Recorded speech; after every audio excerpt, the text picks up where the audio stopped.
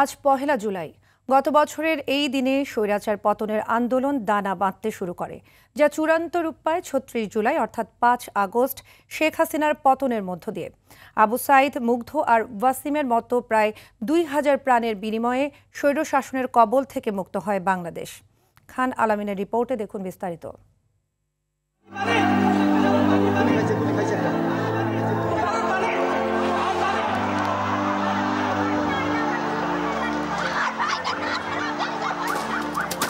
স্বৈরাচার পতনের তৃষ্ণায় কাতর ছিল পুরো জাতি।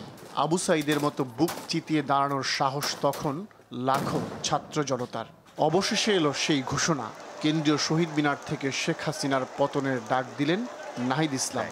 এই ফ্যাসিবাদী শাসন ব্যবস্থা বাংলাদেশ থেকে তার পতন করতে হবে। কিন্তু রহস্যোপন্যাসের মতো নানা বাঁকে আবর্তিত জুলাই গণঅভ্যুত্থান নাহিদের ডাকের পরদিন নিল নতুন মোড়।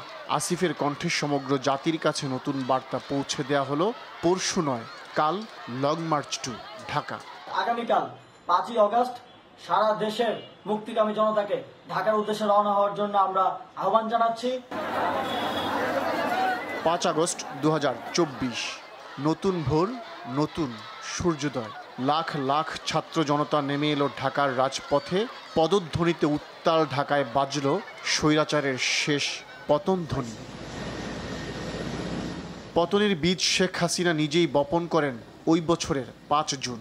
সরকারি চাকরিতে কোটা বহাল করে রায় দেয় আদালত। পরদিনই ফুঁসে ওঠে দেশের পাবলিক বিশ্ববিদ্যালয়গুলো।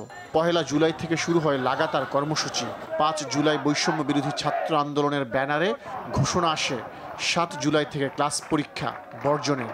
মাঝে ৬ জুলাই চলে বাংলা ব্লকেড। পুলিশ সহ বিভিন্ন বাহিনীর পাশাপাশি সরকারি দলের তাণ্ডবের মুখে ছাত্র জনতার প্রতিরোধ আন্দোলনকে এগিয়ে নেয় লাল জুলাইয়ের দিকে। রাজাকার নাতিপুতিরা সবকিছু পাবে, মুক্তিযোদ্ধারা পাবে না। ১৪ জুলাই আন্দোলনরত শিক্ষার্থীদের রাজাকারের সন্তান বলে শেখ হাসিনার করা বিতর্কিত মন্তব্য ফুঁসিয়ে তোলে সবাইকে।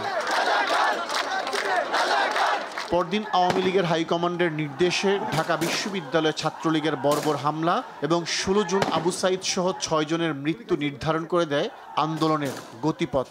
১৮ জুলাই থেকে শুরু হয় কমপ্লিট শাটডাউন। আন্দোলনের তীব্রতা বাড়ার সঙ্গে সঙ্গে জ্যামিতিক হারে বাড়তে থাকে হতাহতের সংখ্যাও।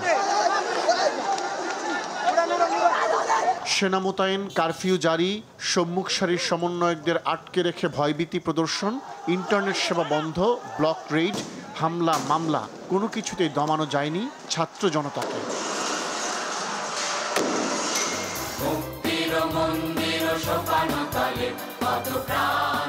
প্রায় ২,০০০ প্রাণের বিনিময়ে পতন হয় বিনা ভোট, রাতের ভোট আর দামি ভোটের নির্বাচনের মাধ্যমে জেঁকে বসা স্বৈরতন্ত্র। মুক্ত বাতাসে স্বস্তির নিঃশ্বাস ছাত্র জনতার। খান আলামিন, RTV।